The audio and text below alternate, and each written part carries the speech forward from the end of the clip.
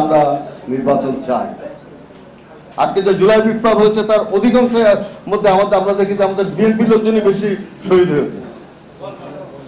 বিএনপির লোকজন 17 বছর ধরে নির্যাতিত হয়েছে, আমরা দেখেছি।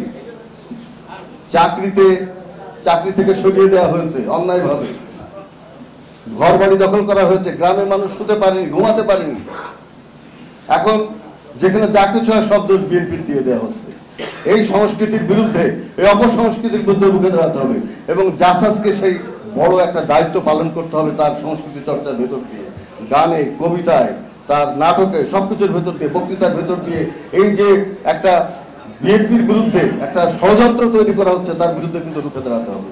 সময় কিন্তু এখন এসছে এবং আমাদের সাথে থাকবেন আমাদের জাতীয় কবি কাজী নজরুল ইসলাম এবং আমরা সব সময় তার সেই কবিতাটি পাঠ করতে চাই।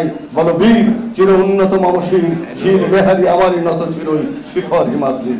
আমরা নজরুলের এই কবিতাটি পড়বো এবং জাতি হিসাবে একটা বীরের জাতিতে রূপান্তরিত হব এবং আমরা অন্যায়, অসাম্য, দুঃশাসন এবং শোষণ, নির্যাতনের বিরুদ্ধে রুখে দাঁড়াবো। একটি মানবিক মূল্যবোধ সম্পন্ন সমাজ আমরা গঠন করব। নজরুল ছিলেন রেনেসাঁর সর্বশেষ সন্তান, এটা মনে রাখবেন। এখনো যে রেনেসাঁ শেষ হয়নি, সে জ্ঞান চর্চা এখনো শেষ হয়নি। নজরুলকে সাথে নিয়ে আমরা যদি হাঁটি আমাদের কোনো ভয় নেই। আমরা তা সে দুর্গমগিরি কান্তার মরি দুস্তর পারাবার লঙ্ঘিত হবে রাত্রি নিশীথে যাত্রীরা হুঁশিয়ার। জাগো অনশন বন্ধি ওঠরে যত জগতের লাঞ্ছিত ভাগ্য হত জাগো। এই গান যখন শুনি আমরা তখন আমাদের হৃদয় ভরে ওঠে। আমরা কিন্তু একটা বিরাট দুঃসময়ের মধ্য দিয়ে অতিক্রম করছি। আমাদের একটা সুষ্ঠু গণতান্ত্রিক নির্বাচন চাই। সেই নির্বাচনের জন্য চাই যে আমাদের জাতীয় কবি যে স্বপ্ন দেখেছিলেন একটি সার্বভৌম গণতান্ত্রিক স্বাধীন বাংলাদেশ, যেটি জিয়া রহমান স্বপ্ন দেখেছিলেন, সেই বাংলাদেশ গড়ার জন্য আমরা একটা নির্বাচন চাই, যে নির্বাচনে আমরা সবাই আমাদের মত প্রকাশ করতে পারবো, আমরা আমাদের অধিকার দিতে পারবো। কিন্তু সেই নির্বাচন আমাদের সামনে কতটা এসে দাঁড়াবে, আমরা কতটা পাবো, সেটা ব্যাপারে আমাদের সন্দেহ আছে। কিন্তু আমরা নির্বাচন চাই। আমরা একটা স্বাধীন সার্বভৌম বাংলাদেশে মত প্রকাশের স্বাধীনতার জন্য, একটা জ্ঞান কেন্দ্রিক সমাজ প্রতিষ্ঠার জন্য, যেটি আমাদের দেশনেত্রী বেগম খালেদা জিয়া চেয়েছিলেন।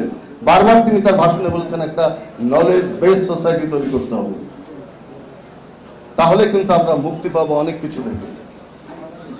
আমরা মুক্তি পাবো যে বিমানবিক সমাজ গঠিত হয়েছে, যে একটা দেখবেন যে একটা ফারাক তৈরি হয়েছে, যার হাজার হাজার কোটি টাকা আছে একদিকে কারোর কোনো টাকা পয়সা নেই।